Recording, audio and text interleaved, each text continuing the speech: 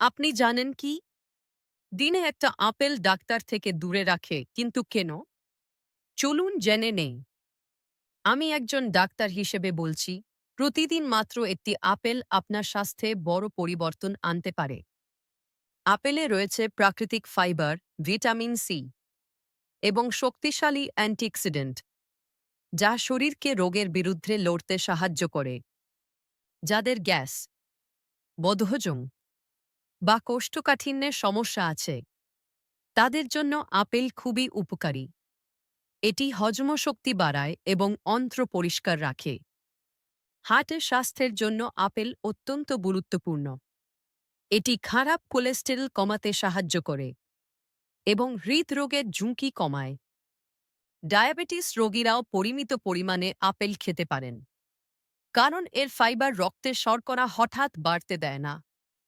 তাই সুস্থ থাকতে চাইলে আজ থেকেই প্রতিদিন একটি আপেল খাওয়ার অভ্যাস করুন। খাবারই হোক আপনার প্রথম ওষুধ।